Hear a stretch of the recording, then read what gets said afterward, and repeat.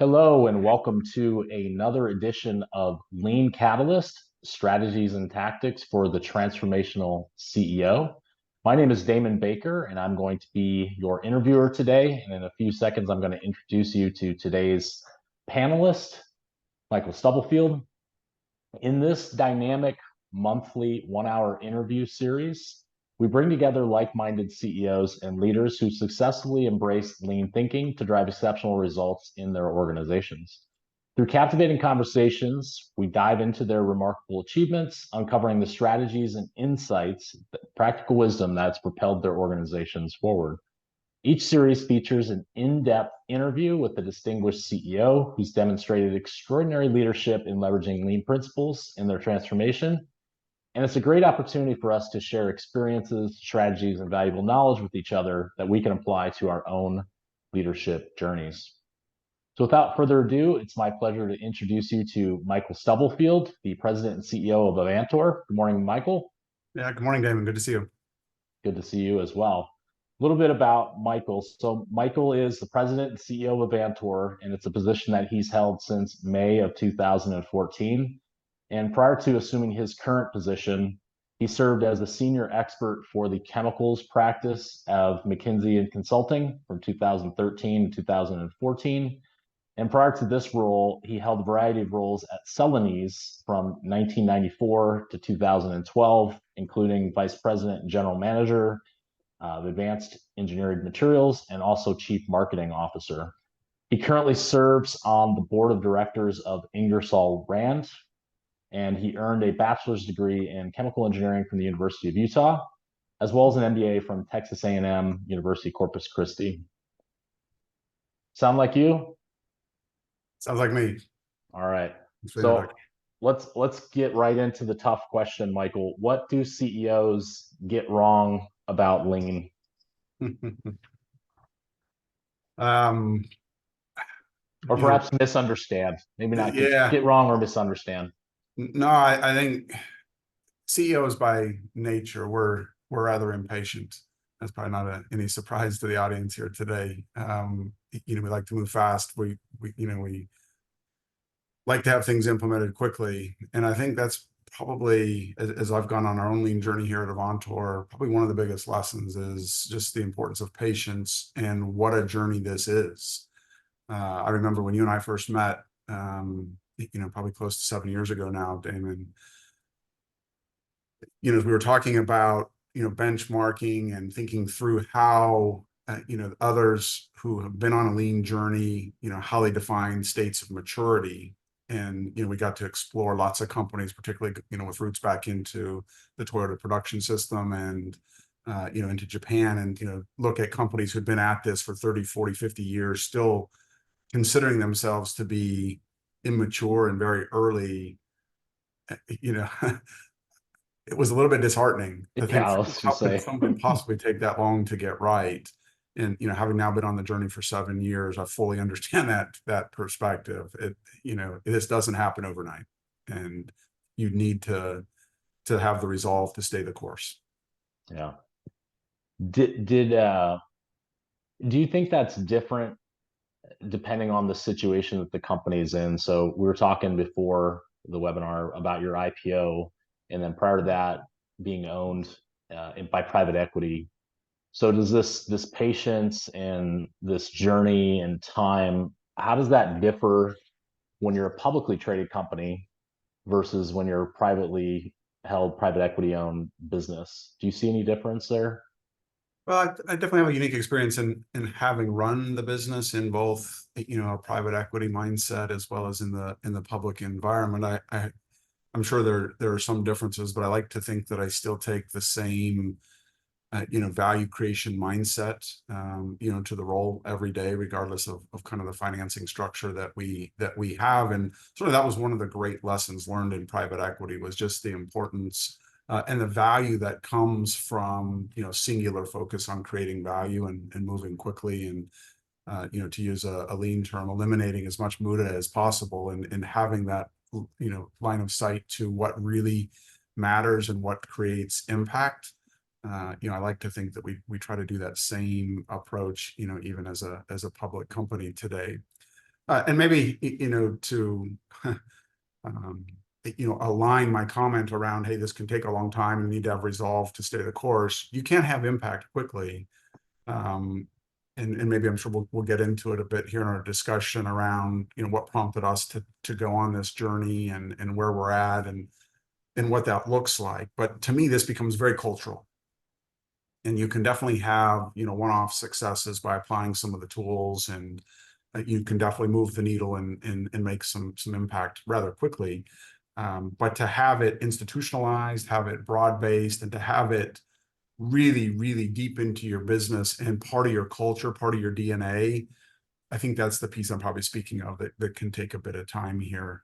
And quite honestly, that was the driver of why we started this journey. And we can get into that as we talk today. But it's this notion of how do you institutionalize formal problem solving, and getting it done at the right level, meaning where the work gets done, is what I'm most excited about the journey we're on. Yeah. The cultural importance that you mentioned, was that something you learned as a result of doing, or did you feel like you had eyes wide open, full transparency coming into it back in 2014 or so when you began? You knew that that was going to be a big piece of it, or was that something you learned along the way? So, a couple of things, and maybe to roll back the clock a little bit.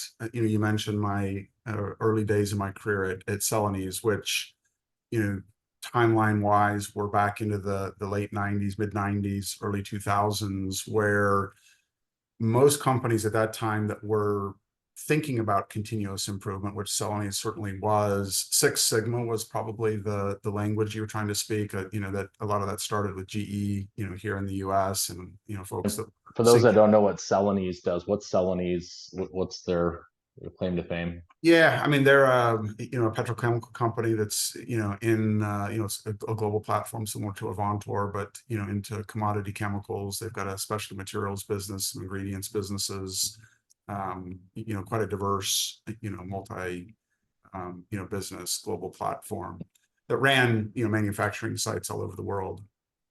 And Six Sigma at that time was kind of language that we spoke, and the tools kit that we used to drive our continuous improvement programs there. And so that was probably my first exposure to this whole discussion around continuous improvement and how you start to apply tools and process to drive it. So it wasn't just brute force. And having gone through that, certainly did have some appreciation for the impact to culture and how important it was that you walk the talk, and that there was a level of consistency, and how important language was, and all those factors that impact this. And so when I got to Avantor, we were rather small business at the time, private equity held. The mandate for change was significant when I stepped in.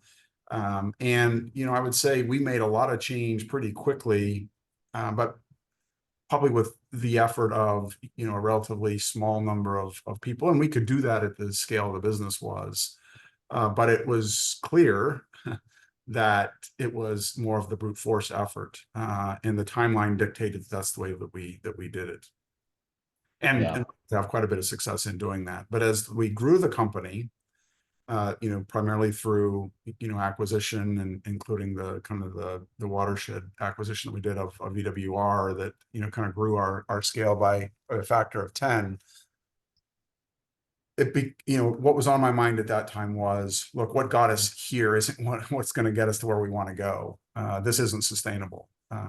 You can't drive an organization of 15,000 people with just brute force continuous improvement. You can make instantaneous changes or improvements that if not institutionalized with good root cause analysis, good mitigating actions, good solutions that become part of a process and part of a standard work, we've all experienced this, you lose those benefits over time, and you just end up in this never-ending cycle if you're constantly solving the same problem, constantly taking the same Yeah. cost out. It's like you keep losing and gaining the same 5 pounds. Yeah, exactly. And it just didn't feel like that was the right way to scale the business and to run, the business that we had at that time. And this is kind of back to 2017 when we brought the two companies together. And so we wanted, or the leadership team and I, we wanted something that was far more sustainable, something far more process oriented, and something that could become part of our culture. Yeah. And every company you talk about culture, and to me, you can demystify it a bit by just trying to understand, what do associates experience when they come to work? How do they make decisions? What are the norms and the standards? And what I really wanted was a culture that's rooted in data, that's rooted in transparency, that's rooted in engagement, throughout all the levels of the organization, to where there was a systematic approach to problem solving. Every company that I've ever worked with, whether that was in consulting or the companies that I've been an employee of and seen, everybody has some dashboard or some metrics. And certainly lean, forces some of that. I don't think that's where the magic is. There's certainly some lessons learned along the way about the right type of metrics that we can talk about.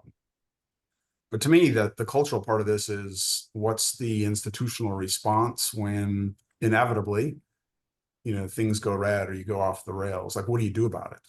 Yeah. And that's what I like about lean is, it's that early detection system that lets you know when things are going off the rails, and it becomes very clear, how do you go about solving those problems and getting things back on track.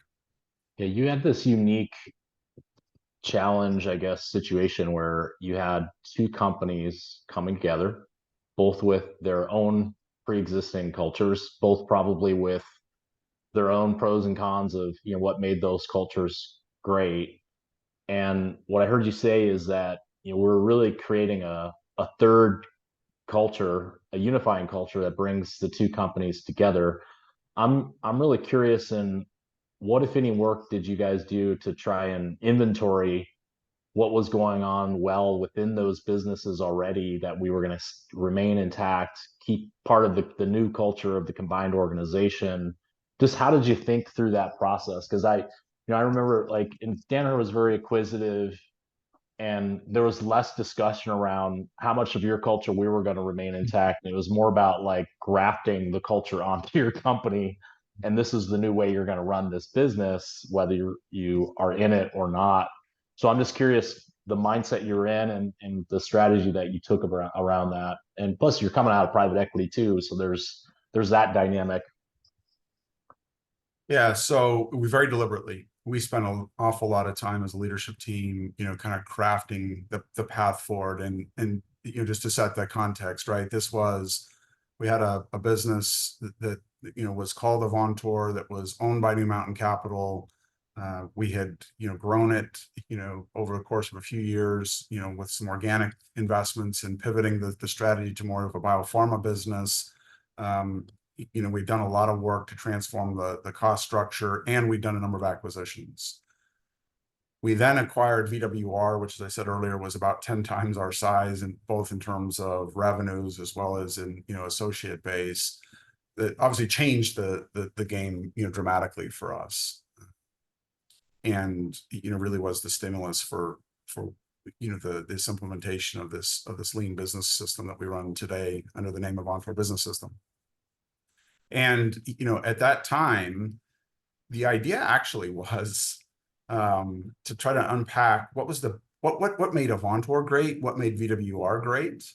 Let's extract those things and create kind of this third new company with the best of both, centered around the Avantor Business System as the way to. Was that a fight, like internally, like were the leaders pushing or pulling more for It was a really theirs? interesting time because we ran through a lot of exercises. We had a third party that was helping us kind of unpack this, and it's not necessarily natural to think about it in that. We don't all sit around and necessarily inventory daily, Yeah. what is it about our culture that makes Right. it great, and what are those things that maybe aren't so great. And so, we went through exercises with the Avantor leadership team to try to unpack what they thought was, the secret sauce, if you will. We spent time with the VWR team. They tried to unpack, and where the real friction came in as the two leadership teams then tried to describe from an outside in perspective what they thought the other did well and what they thought the other one, what pieces of the Oh, other that's interesting. Yeah. that you didn't think were going to be additive or something you wanted to carry over. And so that was a really enlightening exercise to also be a little bit introspective and have somebody else kind of shine a light on your culture and at least, surface some of those perceptions. And so then we went through very deliberately, like, yes, this, no, this, how do we rid ourselves of that? How do we preserve this? Customer centricity was one of those values at VWR as an example that, we worked really, really hard to try to make, the centerpiece of our culture. But then, we also aligned pretty quickly that this business system that we're using became kind of the center point, if you will. Yeah. That we attach, the way that we operate, to. And so that was done over, basically the summer of 2017. We spent trying to unpack that and define our culture and set in place new operating principles. And, that served as the jumping off point. And I'd say largely, we've been able to stay true to that. It ebbs and flows a little bit as you get some experience with it, and we've tweaked some things. And obviously, we've grown the business and onboarded some other acquisitions and such. You kind of continue to refine that work, but I would say we largely nailed it in terms of the core operating, principles, and that alignment that we struck about 7 years ago to base it on the this lean business system is still the right way to think about our business. And my memory might not serve me well, but I remember specifically being in the room with your leadership team, and both sides were there, VWR people, Avantor people. And I remember coming away from that experience thinking to myself, like, there wasn't a whole lot of pushback that a business system approach way of running our combined company was what we should do as a direction. And I remember like being surprised by that because like these were the most senior people in the company, and it seemed like everybody was leaning in. There was a lot of excitement. Everybody had already like decided, yes, we need this. Was that all an act for my benefit, or I think one of the things we did. Well, I think one of the things we did. You. Yeah, I think one of the things we did well was we did, I think, make the case for change.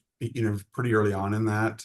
There were a lot of synergies that we needed to drive. We knew that the cultures of the two companies were pretty different, and that you did need to be deliberate about how you were going to run the company, for us to be successful and deliver on the commitments that we had made to our various stakeholders. And so I think there was that alignment. And intuitively, when you describe, kind of the lean principles, I mean, it's hard to argue, right? At a theoretical or educational level, like academic level, like, this, that feels right. What I would say is there was probably only a few people, and maybe I don't remember how many were in the room that day, but it was probably, call it 10 or 12 from each company. Maybe you had 25 people in the room. I bet we had less than a handful that really understood what it was going to take and understood the tool process, the leadership requirements, the patience that was going to be required here. They signed up for a marathon, but they didn't know what a marathon was. Exactly. Yeah, that's not a bad way to put it. And so, and that was helpful to actually have some folks in the room that understood all that. And you probably remember well that, they were able to add a lot of perspective, a lot of examples, help, demystify some of the, the language and the use of the tools and such, those in the early days, that proved it, to be quite helpful. But no, we made the case for change, but I would, I think be remiss if I didn't also acknowledge, I don't think that the majority of the group exactly understood what they were in for. There was a bit of a, not even a bit, probably a big leap of faith that was the right direction to go. Yeah. Which is great. I mean, like that's a good mindset to enter something into. I mean, to me, that just speaks of growth oriented mindset versus the fixed mindset of, we can't change and this is not applicable to us and all those things that you normally hear. Yeah, I mean, it was pretty clear. I talked about the case for change, right? It was, you just step back around where are we at today and where do we need to go? And over the course of time, both from a growth standpoint, from a cost standpoint, you knew instinctively, like, you're going to have to do something different. Yeah. Both teams, I think, recognize that. You said something earlier that I want to talk a little bit about, structured problem solving. So when you hear the word problem solving, like everybody has like a different reaction to that. Some people are like, oh, problem solving, that's easy. Everybody understands problem solving. Others are like, problem solving, why is that the most important thing that you got after right away? We should be worried about growth. We should be doing our strategy, all these kinds of things. So um, I can't tell you how many times, like the first interaction I have with a leadership team, and where I have the opportunity to observe them in action, and it's typically in things like a business operating review or their version of strategy deployment, if they have something like that, but a review of the business, both the operational execution and then the strategic execution. And in my mind, I'm trying to partition like what percent of the conversation that I'm hearing are statements versus genuine inquiry and what I would describe as problem solving. So, statements to me are, we're all looking at Michael, the CEO, and we're doing like a book report for Michael, and we're giving him a state of the union, and it's more like a presentation, and it's one directional, and there isn't a whole lot of questions being asked either by the CEO or their peers. There's zero challenge. There's zero, tell me how you got to that conclusion. It's a presentation. It's like we click through the slides and it's like, here's what we're doing in sales, here's what we're doing in marketing, here's what we're doing in operations, here's where we're struggling, here's what we're doing about it. But then there's no what I call like full contact sport. Right. And I even like draw a line down the center of the page and go, what percent of the time did I hear on this side versus that side? And at the end, we talk about it, because I think there's oftentimes it's not even an awareness that the organization is stuck in that trap. And I just put this all in the umbrella of we lack a common language in this business to talk about problems and deal with problems. And problems are, like you said earlier, like your KPIs are red. That's one version. But then, lean organizations create problems for themselves by aspiring to do something that they haven't done before, and by the very definition of putting that target out there, create a problem for themselves that they have to confront and deal with in a proactive way versus just hand waving and talking about, the market's down, we're trying hard, you don't understand, but really engaging in true problem solving. So tell me why that was important for Avantor. What was that journey like, creating this common language around problem solving in two different businesses? Uh, and kind of where are you at today with all that? So there's a lot to cover there, and we talked, we started talking a little bit about culture. This is very cultural, right? And why there is such a strong link between, what you want your culture to be and the linkage to lean. We've probably all been part of reviews where the culture dictated, right, that no bad news was communicated. The mindset was, hey, everything's green. Let's just get through this. I'm going to have to go next with my presentation, so I'm not going to challenge or ask questions of whoever's presenting now. And you're playing very nice. We broker agreements off the Right, side without right. your We're playing very knowledge. nice in the sandbox. It really is just a show of, let's just get through this. Let's not surface any issues. We'll deal with that later. But off the spotlight of a formal operating review. That's cultural, right? And there's a lot of cultures that are like that, very nice cultures, but you're not really getting into, how the business is performing. How do we get it to perform better, or where there's gaps? What are we really going to do about it? And do we know where there's gaps and why there's gaps?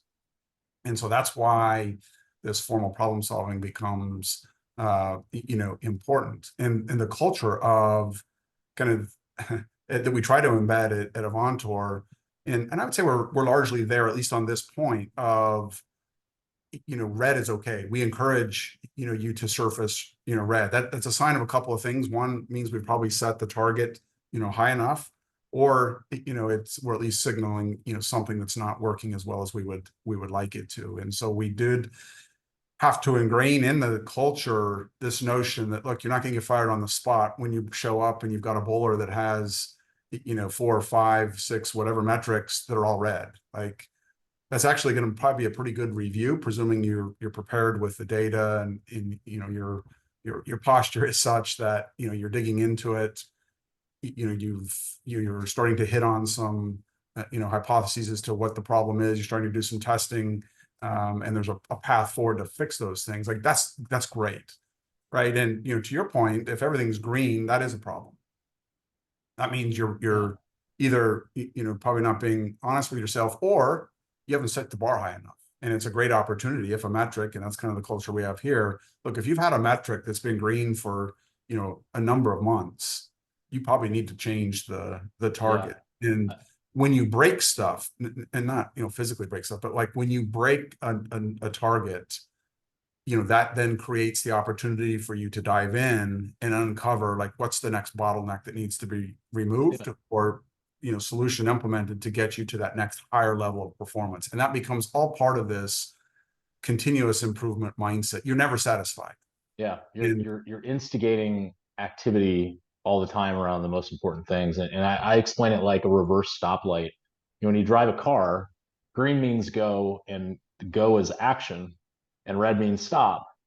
Well, in business, it's actually reverse. Like red is action and green is stop. Because if you think about it, when something's green, like how active are people in changing the process in a good way to get a better outcome if something's green? They're not working on it typically, right? So green, in a sense, is almost like a watermelon in that it's green on the outside, but it's red on the inside because it's suffering from a lack of attention and action around driving problem solving.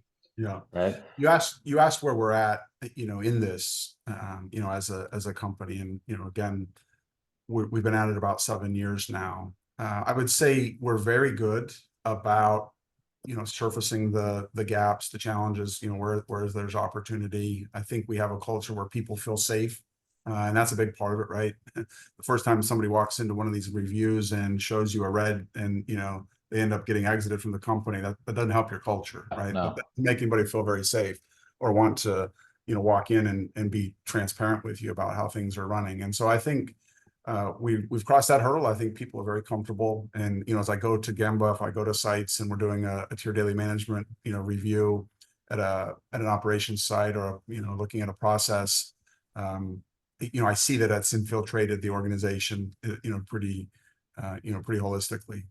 Folks are willing to share with me what they think is working well and what they not, and that's a great place to start.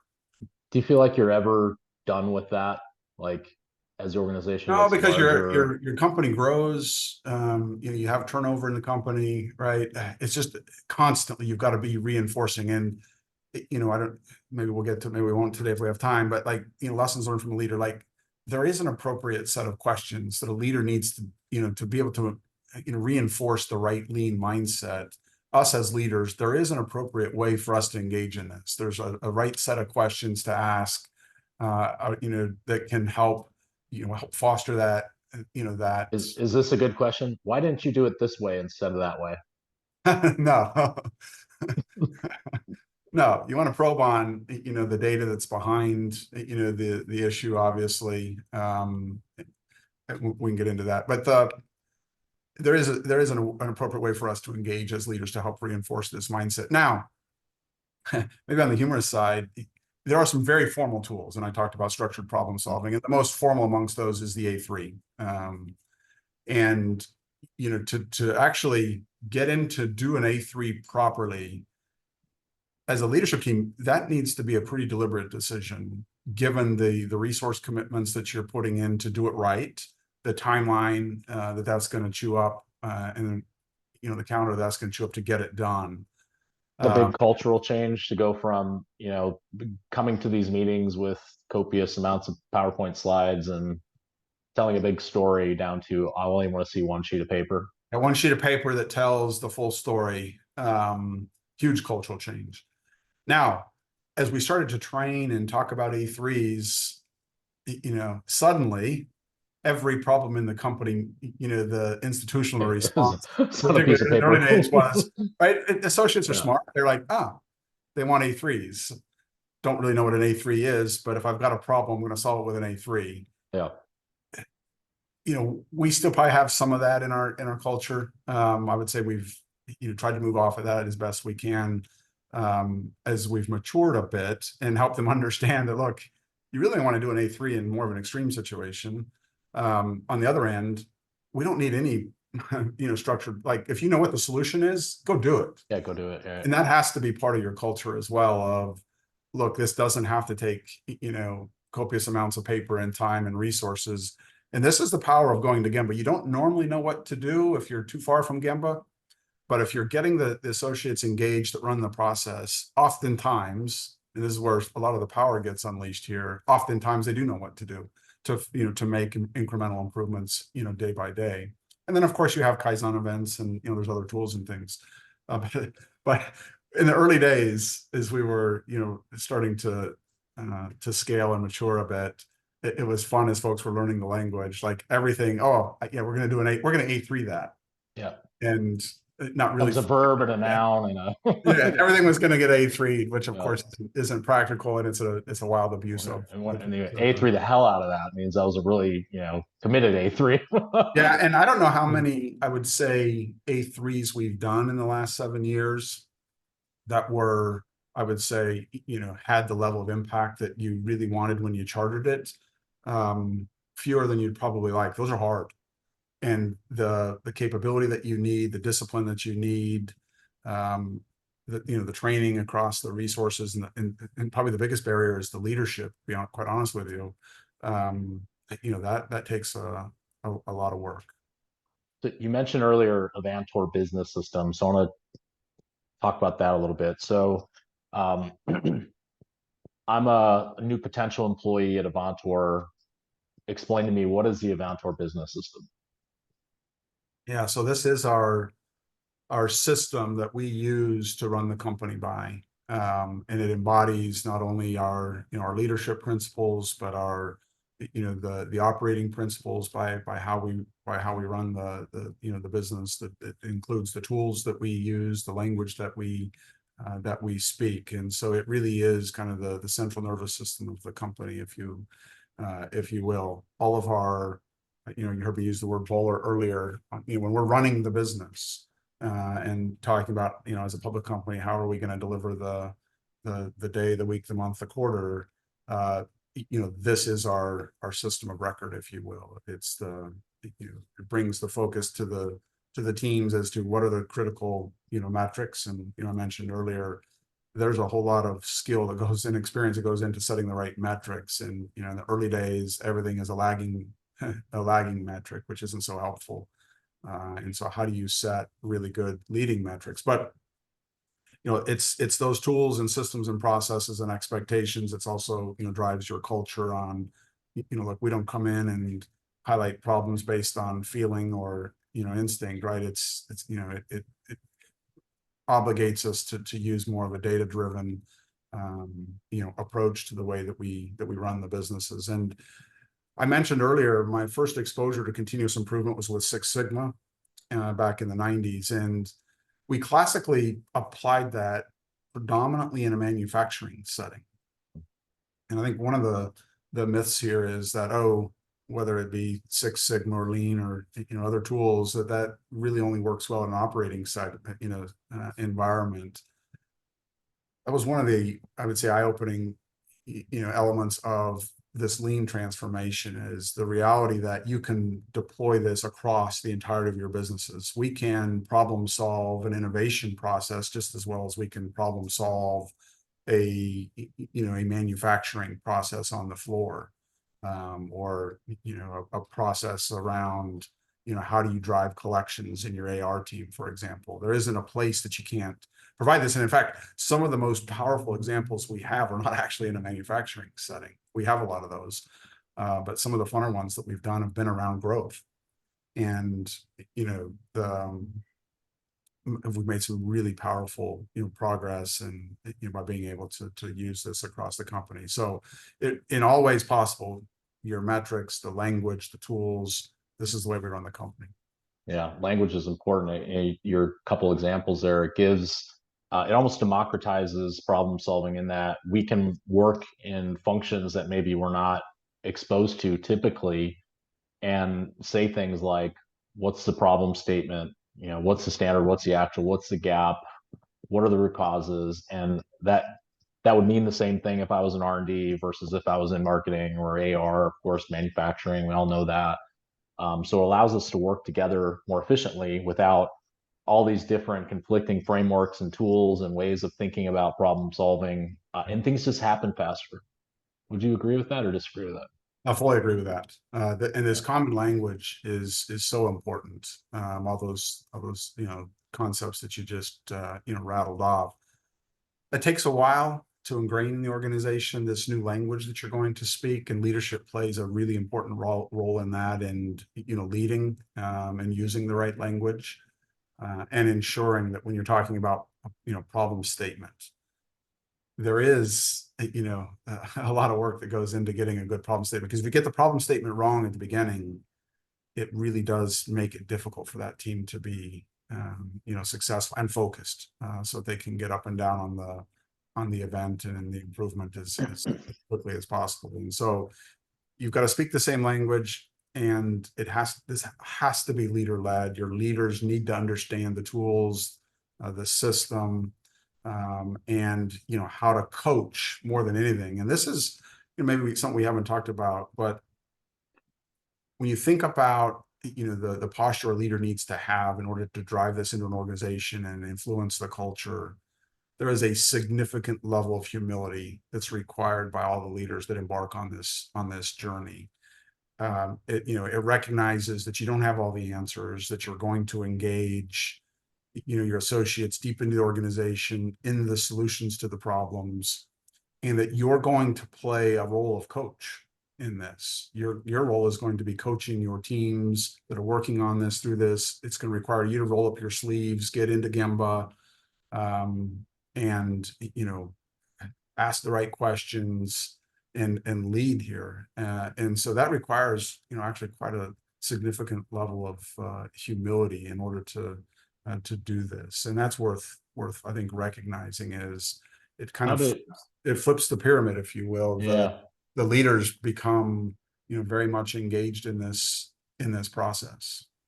Did that realization lead you guys to um, re sort of draft or redefine the standard or specification for the type of people that you bring into Avantor? So you think about the job descriptions, if, I don't know, kind of if you guys use things like Culture Index and DISC and all these different Yeah. assessment tools, but you probably recognize over time what types of behaviors work well in this type of business system environment, and what types of leaders do we need to have, and then you can actually recruit and hire and develop for that, right? Certain people are pre-wired to be more successful in an organization like this, and you have less unwiring to do when they join you versus in the beginning. So how, if at all, did that change the way you went about getting talent into Avantor from the outside? Yeah, and it starts with the type of leaders that you start with, and just my own personality, my own bias for humility. I think if you look at over time, the leaders that we've had on the team, that tends to be one of the attributes of folks that are successful here. And then, of course, with your leaders, embodying that attribute, it makes it a little bit easier for them to build teams that also to screen for teams that have that. But we've been able to very formally build this into our recruiting specs and some of the talent mandates that we have. And it also changes your view as to how do you develop talent, and exposing them your high potential talent to these tools, and giving them opportunities to be part of our central ABS team, which we tend to like a decentralized model here at Avantor. So it's a rather small team that holds the keys to a lot of the tools and the processes and such. But this notion of exposing some of your high potential folks to these tools and then deploying them back out into the business, is also an important way to grow the culture and the capability, and to over time make this the way you very instinctively run your businesses, to where the entire operating calendar is set around your cadence of continuous improvement. Your metrics, of course, speak that language. Your pipelines of what A3s that you want to do become part of the cadence. what you talk about when you come together are the real problems, right? You're bringing in the teams that are working on the A3s, and if you've got them working on the right things, why wouldn't you want to spend your time when you're meeting as a team, as a leadership group, understanding how those things are coming along? And so it all kind of fits together. I think one of the myths that you have to dispel pretty quickly is that this is extra work, Yeah. and We that don't, we yeah. continue to run the business however we were running it before. And we're going to put on our ABS face, when Mike or the leadership team comes around, and we're going to try to show them the metrics that they're interested in. And now I'm running two systems, Yeah. and I'm sure there's still in pockets, I'm sure we still have some of that goes on. But if done right, this replaces everything else that you had before, and you really do need to have the discipline of, this is how we're going to run the business. Yeah, and it becomes pretty easy to root out when you see it too. Fake ABS. Yeah, you can get to like the second or third question, and you can tell whether this was Right. just a prep for the visit, or they really, it's ingrained. They're living it, breathing it. You can see it. A lot of CEOs describe being a CEO as the loneliest job in the world, and then they elaborate to say things like, when you lead a large organization, you would expect that as you move up in the organization, you get more and more feedback from people within the organization, but you actually get less feedback typically, like formal feedback around how you're doing. Not to say that people don't have opinions about all those things, they just don't share them with you as openly. So what can happen over time is that you start to convince yourself of your own success and abilities through the lack of feedback. So it becomes this virtuous cycle. And Nick Saban, if you're a college football fan, talks about success as rat poison. And there's a famous story of him winning like the sixth national championship of his career. And the question he gets asked is, how are you going to celebrate? And he immediately launches into how he's getting ready for the next season already. Like he's already dismissed the fact that they've won the championship. He's moved on to the next thing. So how do you, as a CEO and as a leader, stay motivated, stay grounded, keep people pushing, recognizing achievements, but not settling for where we are? Because to me, that's the culture that embodies a business system culture. It's always getting better, and having everybody that's part of that recognizing that's just part of how we work, and you'll never have this feeling of completeness or satisfaction of we've arrived somewhere and we're done and we can stop doing that, which I think is a paradox that a lot of people aren't prepared for on this lean journey. And I describe it as, imagine you're going on a mountain climb, except there's no summit, and just forever over time, you're going to be at different elevations. And some years you're going to fall back for whatever reason.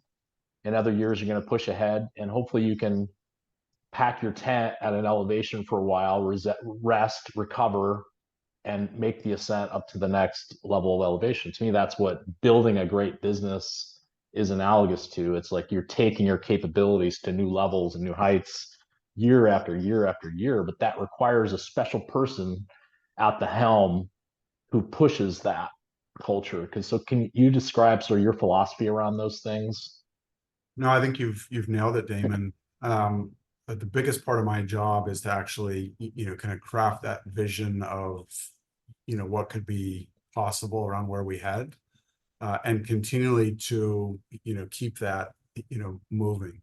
And you do have to build in, though, I find, some element of celebration and to acknowledge the progress that you're making. I've been Is it one clap? I've been part of cultures where it's hard work to drive some of the sustainable changes we're talking about. And if you have a culture where you got there and then they just moved the metric again with no acknowledgement of what you just did, that can be rather demotivating as well. Yeah. What's the right balance, right? You don't want the organization to get comfortable, but you also want them to know and feel really good about the successes that they have. And so, we've got a number of unique ways that we try to, do that here at Avantor. But, with the recognition that that's kind of the next, landing spot. And now what's next? You want folks that are forward leaning and, now looking for the next problem to go solve because they know that, it makes the business better. And so that's a big part of my job, is to make sure that I'm able to craft that, inspiring vision that, people can at least attach themselves to and say, man, yep, we can get there. We've got a lot of work that we've got to do in order to make that happen. But the enemy of all this, of course, is an organization that gets too comfortable. Success. It's success, and where you get paralyzed. Maybe you don't want to take risk. Maybe you don't, for whatever reason. You feel really good about where you're at, and so we're just going to take a pause here. Like that's the the exact opposite of what you want to have here. And you want an organization that shares your passion for just wanting to come in and get better each and every day. And it's not just the big things. It's not just the A3s that need to get the attention here, right? You want, teams working, the night shift at a line and, one of your manufacturing sites somewhere around the world, coming to work that night, thinking about how they're going to, take some of the waste out of their process to make it, hopefully make their job easier or better. And that they can link them to, the success of the company. And this is, something you need to be deliberate about. You need to help people see why you're asking them to do this and where it's going to show up. Why does it matter? What I find, it's a very empowering concept. When you're getting your organization engaged, at who's doing the work in solving problems that they know are there and that they can have direct line of sight to when they fix them. Like either it somehow made their job easier, or they could see that it made some important metric for the company better. People feel good about winning. And what we found is that this culture builds on itself. And as you start to get some successes, people want more of it. And it becomes a little bit of a snowballing effect that can really help accelerate your journey. So paint a picture for us. What's the next chapter of ABS look like at Avantor? So like, what are you thinking about? What are the priorities? Where are you moving next? Yeah, so we spend a lot of time thinking about this, and we're in the midst of a bit of a transformation here, kind of in the spirit of you're constantly working on the business here.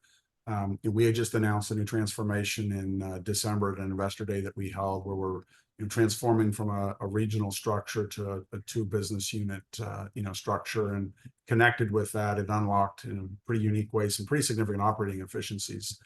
And so we have a pretty tough nut to crack as we move forward with a different structure. So it's initial focus of getting the bowlers realigned with the new way of running the company, and kind of getting a refocus on what are the right KPIs that define success in this next wave, and kind of back to the basics, if you will, and getting that momentum going with that.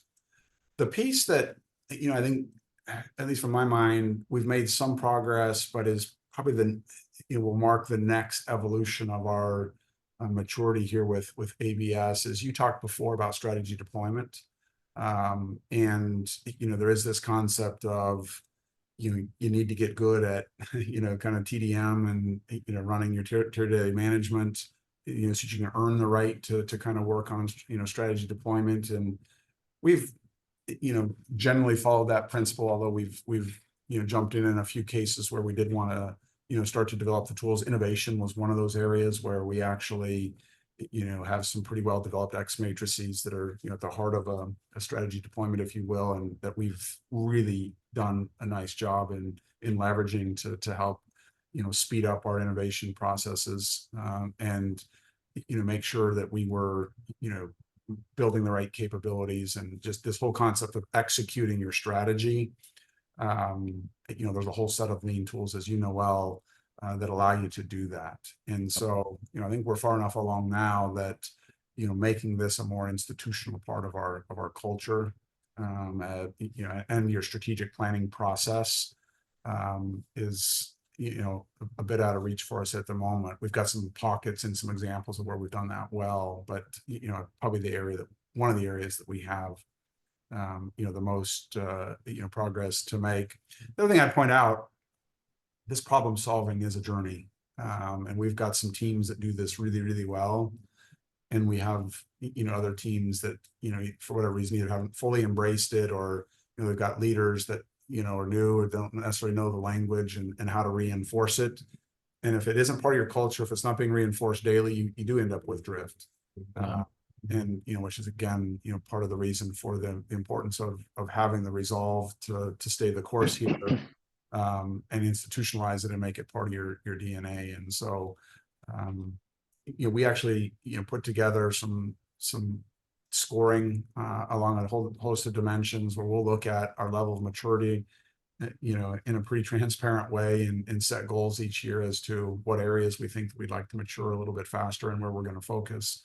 And so that's all kind of coordinated through our ABS office, and then aligned with our leadership team. But I would never have agreed up front, and regardless of what you told me 7 years ago about how hard it was, and how much resolve it took to really mature this. You can make some pretty good gains, early on, but boy, this requires a significant amount of care and feeding if you want to make it part of your culture. And you've got the challenge of, you're growing your company, you have a lot of new associates, a lot of new leaders that come in and out over the course of time, who probably, are not experts in lean. And so you need to be a learning organization as well, and make that part of the expectation here of, it's non-negotiable, people embrace it, and they need to get on board, or they're going to struggle here. Yeah. I mean, the fact that you've come to all those conclusions through your own personal learning journey, you've created constancy of purpose. A lot of people, CEOs included, when they run into those challenges, like parts of the organization are doing it, or they reverted backwards, they say, well, then lean doesn't work. And then they give up on the whole thing, right? So I call like lean almost in a lot of ways like being a farmer. Like there's always going to be a problem on the farm. You're always working the soil. There's new rocks that pop up every year. There's weeds. Like that's what it's like. And it's hard to explain that to people in the beginning, because they sort of dismiss the words like, yeah, it's easy, I get it. And then they see it for themselves. And it's almost like a crucible. Some people are going to come up the other side and be like, this is great. And some people will go search for the new shiny thing, and they'll always be in search of that shiny thing, because there isn't something better than problem solving in your business. There just isn't, in my opinion. So are you ready for some questions? Let's take some questions. Absolutely. All right. Okay, so first one here, what advice would you have for individuals or organizations looking to adopt these practices for the first time? Well, first thing that comes to mind here is, depending on where you're at in the organization, trying to drive this, you're ultimately, to make it sustainable, you're going to have to get the leadership team bought into, this is the way that we want to approach it. You can probably apply it to, if you're deeper in the organization, you could probably apply some of these tools just fine to a project. But just given, the matrix nature of most of our roles, the complexity of most problems that require kind of multidisciplinary problem solving, you're going to quickly run into a roadblock here, where you're going to have pretty broad support for what you're trying to do, beyond just a go do it kind of an approach. Which means then, the leadership team is going to need to embrace this at some level. And so, I think to be successful with it long term, ultimately you're going to have to get the leadership team, on board with this. One of the challenges, if your leader, in my case, the CEO, isn't on board with it, people will sniff that out pretty quickly. And we've all run into the flavor of the day. Oh, okay, this is the new initiative. I'll just wait this out. No need to get on board, because this too will get, pass, and we'll move on to something else. If you don't have the leadership support and commitment to it, that's likely where this thing lies in the end, is, people just wait it out and, wait for something else to come along. And Yeah. What comes to mind to your question there is just ensuring that there's leadership support for, wading into this world of lean. All right. What are some leading metrics or indicators you use in your role as CEO, and how often? Yeah. So, I think we follow a pretty conventional approach to tiered daily management here at Avantor. We've been trained by one of the best here in Damon. We have a set of core value drivers that we use, which tend to be lagging in nature. These things that you would expect a public company to have. It's revenues and cash flows and margins and such. But of course, we have people metrics and things as well. Our bowler, though, that then that we look at then every month. We originally started with a principle of trying to have at least half of those metrics, being leading, and maybe allowing half of those metrics to be lagging. What we've done this year is we've rolled out with these new segments. I mentioned the transformation we're undergoing at the moment. Linking our bowler metrics very distinctly to these core value drivers, blowing them out in an additional level of detail and requiring that they all be leading.